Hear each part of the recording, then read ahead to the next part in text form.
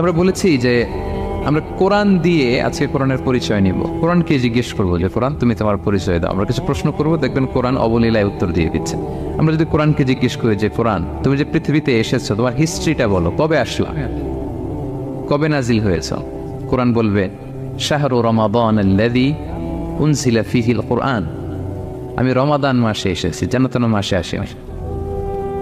কোরআনকে যদি আমরা প্রশ্ন করি যে কোরআন রমাদান তো 29 দিন বা 30 দিন, তো এই 30 দিনের বা 30 রাতের কোন দিন বা কোন রাতে এসেছ? কোরআন বলবে ইন্না আনজালনাহু ফি লাইলাতুল কদর, আমি কদরের রাতে এসেছি। সুবহানাল্লাহ বিহামদি। ওমা আদরাকা মা লাইলাতুল কদর, কে তোমাকে জানাবে কদর কি? লাইলাতুল কদরি খায়রুম মিন আলফি শাহর, কদরের রাত 1000 মাসের চেয়েও সেরা। রাসূল সাল্লাল্লাহু আলাইহি ওয়াসাল্লাম আফসোস করতেছেন, আল্লাহ বনি ইসরাইলের লোকেরা হায়াত পাইছে 1000 বছর 1500 বছর, এত ইবাদত করছে, আমার গুনাহগার উম্মতের কি হবে? আমার গুনাহগার উম্মত তো 60-70 মধ্যে আমাদের গড় বয়স কত? 60 থেকে 70। আল্লাহ বলেন চিন্তা করো না, লাইলাতুল কদর খায়রুম মিন আলফি শাহর, তোমার গুনাহগার উম্মতের জন্য আমি কদরের রাত দিয়েছি 1000 মাসের চেয়ে। যদি জিজ্ঞেস করি তুমি কি একা একা আসছো না কেউ নিয়ে আসছে তোমাকে, এবার কি উত্তর পাওয়া যাবে? এই প্রশ্নের উত্তরে কোরআন আমাদেরকে জানায় যে আমি একা আসিনি। নাযালা বিহির রূহুল আমিন। রূহুল আমিন হচ্ছে জিবরাইল আলাইহিস সালামের একটা নাম, বিশ্বস্ত আত্মা। রূহুল আমিনের সাথে আমি এসেছি, সবচাইতে বিশ্বস্ত, যেহেতু এটা আল্লাহর বাণী। এটা আসার সময় যদি অন্যের কথা ঢুকায় দেয় তাহলে ভেজাল আছে না নাই?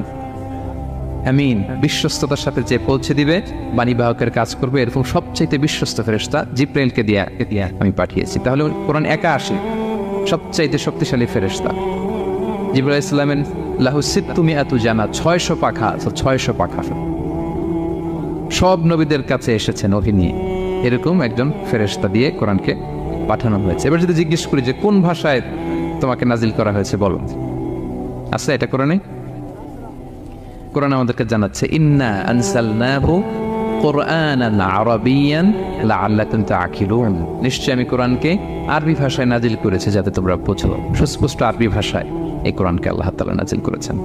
তাহলে হিস্ট্রি আমরা জানতেছি ধীরে ধীরে, না? রমাদানে আসলো, কদরে আসলো, একা আসে নাই, জিবরাইল আলাইহিস সালামের সাথে আসলো, আরবি ভাষায় নাজিল হলো। এবার যদি জিজ্ঞেস করি যে তুমি যে আসলা, তোমাকে যে আমাদের তেলাওয়াত করতে হবে, তো এই তেলাওয়াত করার গাইডলাইনটা কি, কিভাবে তেলাওয়াত করব, তেলাওয়াত করার সিস্টেমটা কি, এটা যদি আমাদেরকে একটু বলতে। তো কোরআন এই প্রশ্নের উত্তরে প্রথমে আমাদেরকে বলে যে আমাকে যদি আবৃত্তি করতে চাও, তেলাওয়াত করতে চাও, প্রথম গাইডলাইন হচ্ছে লা ইয়ামাসসুহু ইল্লাল মুতাহহারুন। এর অর্থ হচ্ছে পবিত্র ছাড়া কেউ এই কোরআনকে স্পর্শ করতে পারে না।